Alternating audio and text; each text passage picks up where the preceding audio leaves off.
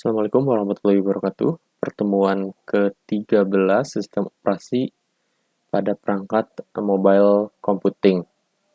Nah, di pertemuan ke-13 ini kita akan membicarakan tentang sistem operasi pada smartphone atau pada handphone gitu ya.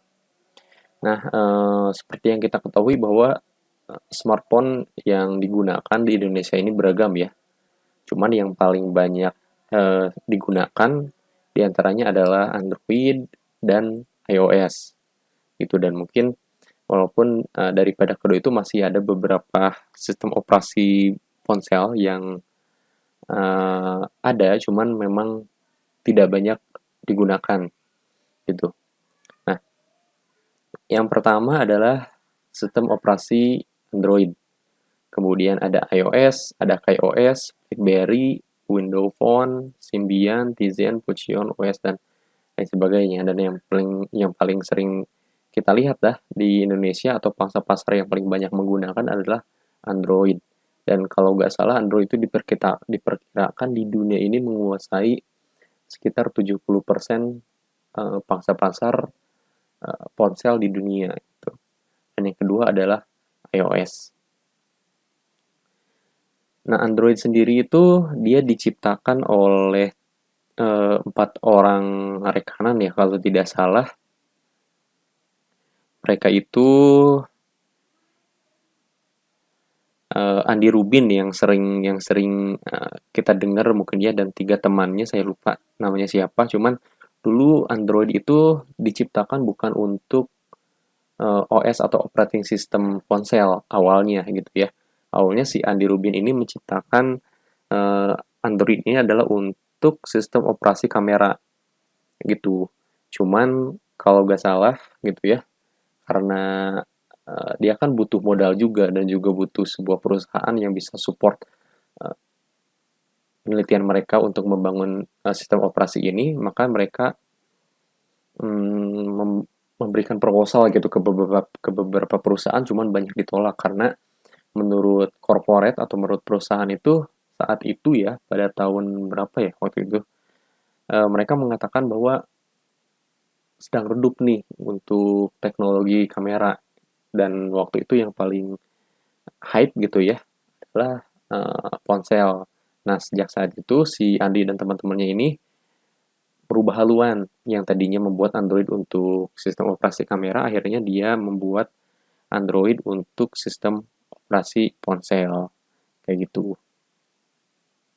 Nah, kemudian tahun 2005 gitu ya, si Andi dan teman-temannya ini dia fokus untuk mempresentasikan eh, ciptaannya mereka ini, Android ini, ke perusahaan Samsung.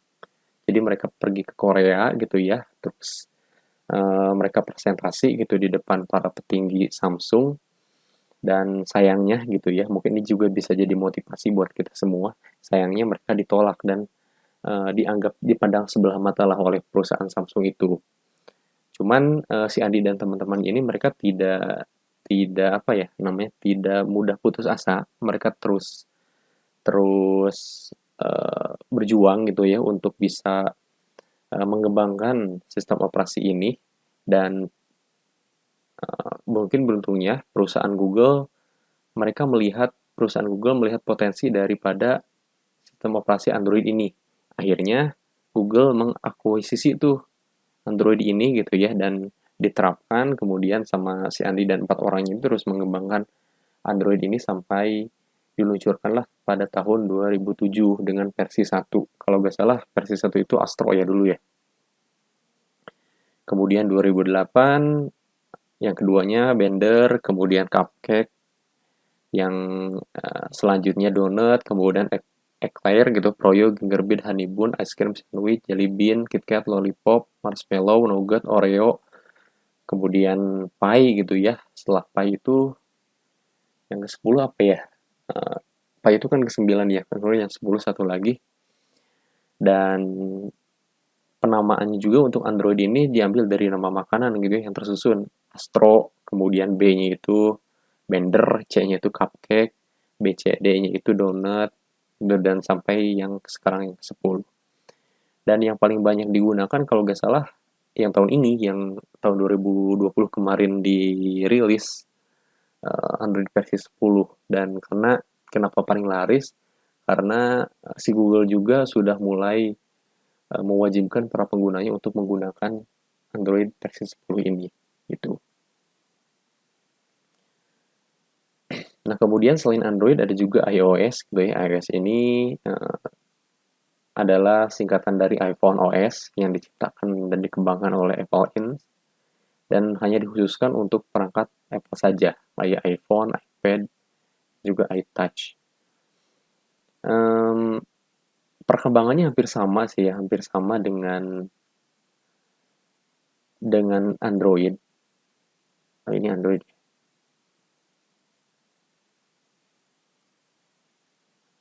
Untuk iOS ini.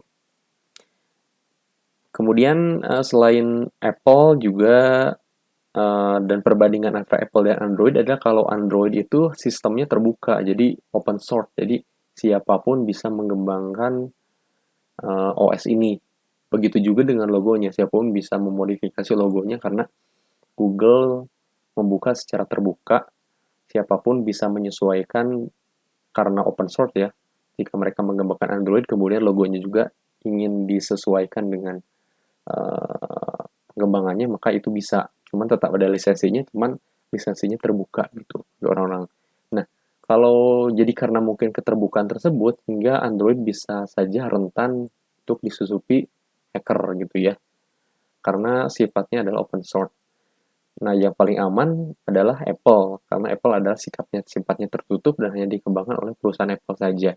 Jadi kalau misalkan teman-teman ingin membeli smartphone gitu ya, ya kalau ingin kemudahan karena Android adalah yang paling banyak digunakan dan open source, maka belilah Android. Cuman kalau misalkan kalian ingin membeli dari segi keamanan, dari security, maka kalian bisa menggunakan Android. Kemudian ada lagi KaiOS. KaiOS ini adalah ciptaan Firefox, mungkin jarang digunakan ya kalau untuk di Indonesia. Kemudian ada BlackBerry. BlackBerry juga sekarang sudah nggak ada lagi dan sudah diakuisisi sama Google juga. Sudah nggak ada lah untuk BlackBerry. Lalu ada Windows Phone masih ada ya sekarang. Lalu ada Symbian. Symbian tuh zaman dulu tuh sebelum. Nah, ada kisah unik antara Symbian dengan Android. Kalau nggak salah itu waktu pertama kali peluncuran Android, mereka si Google ini ingin berkolaborasi dengan Java. Dengan Java kalau nggak salah waktu itu karena OS-nya itu Symbian. Cuman karena tidak ada kesepakatan kalau nggak salah ya, kemudian si si Google atau si Android ini mereka membuat sebuah library sendiri. Dan si library itu diambil dari codingnya itu diambil dari Symbian kalau nggak salah gitu ya. Nah, sejak saat itu maka si Symbian ini nih si Java mereka menggugat bahwa si Google ini melakukan apa namanya? Mereka menggugat hak cipta gitu ya, menggugat hak cipta bahwa Android Android ini menggunakan shortcode daripada Symbian gitu, sehingga pernah sampai 1 dekade gitu kasus ini belum selesai sampai beberapa tahun ke belakang kemarin gitu ya kalau nggak salah pengadilan memutuskan bahwa mungkin karena sifatnya open source ya, dan pengadilan bahwa itu hal yang wajar. Jadi ya selesai sampai di sana gitu. Mungkin nanti teman-teman juga kalau misalkan ingin membuat sebuah aplikasi dan tidak mau diakuisisi oleh orang lain, maka kalian harus membuat paten untuk coding yang kalian buat atau aplikasi yang kalian buat sehingga aplikasi itu tidak diakuisisi oleh orang lain. Itu pentingnya saat kalian membuat sebuah karya dan harus dipatenkan tuh diakuisisi sebagai ini adalah karya kita, ini adalah karya teman-teman tuh untuk menghindari hal seperti itu gitu ya. Dan mungkin itu yang bisa dipelajari dari uh, hak cipta itu. Lalu ada lagi Tizen OS, ini perusahaan Samsung gitu ya. Lalu ada Fuchsia, dan nah itu adalah beberapa sistem operasi yang memang diciptakan untuk ponsel dan sampai sekarang yang jadi rajanya adalah Android untuk di Indonesia gitu ya, untuk Indonesia, dan yang kedua adalah Apple, dan sisanya menyusul. Seperti itu adalah pertemuan ke-11 tentang sistem operasi, dan kalian bisa cari referensi-referensi yang lain tentang sistem operasi ini dan lihat dari sisi teknologi, dan juga sebagai kalian pengembang mungkin ada hal baru yang bisa kalian kembangkan daripada sistem operasi ini.